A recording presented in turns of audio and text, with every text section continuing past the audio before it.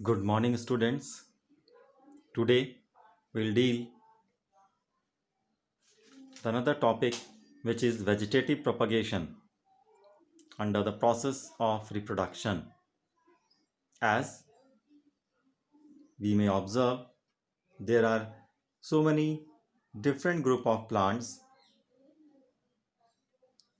in which different parts of the plant like root, stem, leaves, they develop into new plants after getting the appropriate favorable conditions. So, do we may observe around ourselves that there are different group of plants which increases their number either through their root, stem or leaves. For example, in the case of root, some plants like sweet potato, we may observe with the help of roots, the sweet potato and dahlia, it propagates vegetatively. Whereas there are certain group of plants which propagates through their stem. For example, in the case of ginger, we may observe the rhizome of ginger, it gives rise to aerial shoots which under favorable condition it propagates and grows. Just do we may observe in the case of potato also the eyes or the buds present within the potato, it gives rise to aerial buds or aerial shoots under favorable conditions. Whereas in the case of onion, it also propagates through stem. We can observe the bulb of the onion, it gives rise to aerial shoots under favorable conditions. Whereas there are certain group of plants which propagates through their leaves. For example, in the case of bryophyllum, through the notches, the buds arises and when it grows fully, it detaches itself from the parent body and grows into a new individual. So, just now do we have observed that there are certain group of plants which can easily be propagated through the mode of vegetative propagation. So there are certain advantages. We will try to understand. The first advantage which is listed here, it is the cheaper, rapid and convenient method. So obviously from the point it is clear it is a cheaper method. There is no any such type of investment or cost input and rapid method, and easily it can be propagated and the number of the plant body can be increased. The second point, plants which do not bear viable seeds can be grown easily. So for example, certain plants too we may observe like banana, rose, orange, pineapple, they do not have viable seeds. So they can be easily grown through vegetative propagation. The third advantage is that desirable characters of fruits and flowers can be maintained easily. So whatever the traits, whatever the characters do we want in the specific fruits or flowers, it can be maintained easily through the mode of vegetative propagation. The fourth point states plants can be easily introduced in new areas. So by this method, we can easily introduce the plants in newer areas in which we try to grow and propagate these type of plants. The fifth point, survival rate of new plants is more as compared to those raised by seeds. So do we may observe the survival rate of new plants which are grown vegetative propagative, we can say through vegetatively method, the chances are more for their survival as compared to those raised by the seeds. The sixth point, it includes that plants grown, they are genetically identical.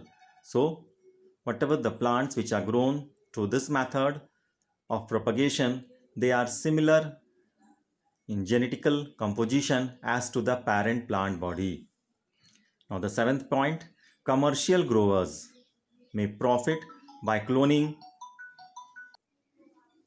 such plants in order to ensure their crops remain compatible financially. So, the growers which grow the plants on commercial scale may get the profit by cloning such plants in order to ensure their crops remain compatible financially, so that they may get more market output and more the quality and the quantity should be increased through the method of vegetative propagation. It can be fulfilled. Now one more point which in list, that it offers scientific opportunities in several biological fields.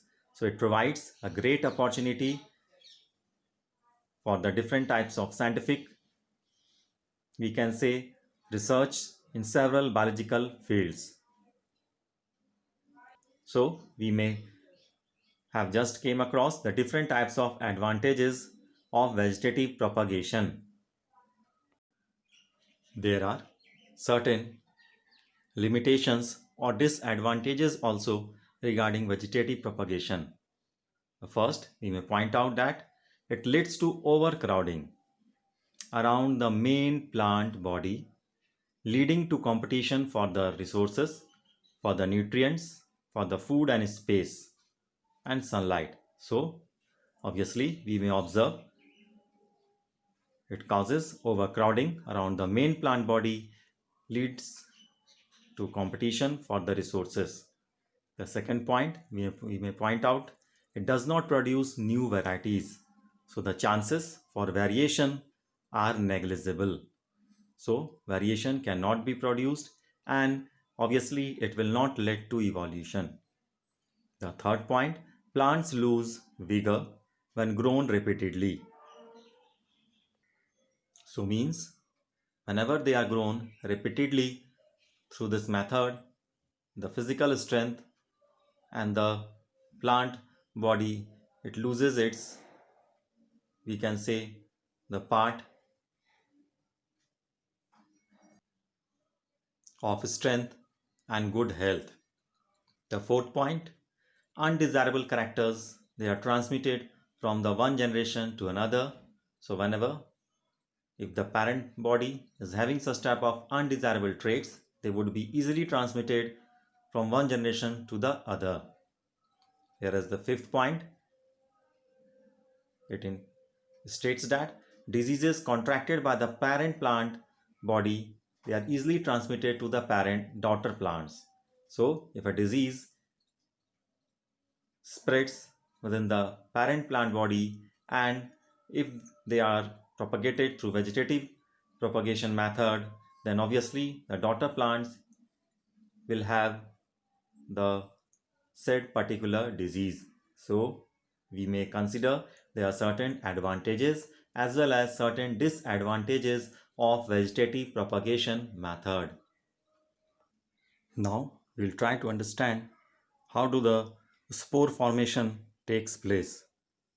As in fungi like Rhizopus, which is commonly called as braid mold, thread-like structures called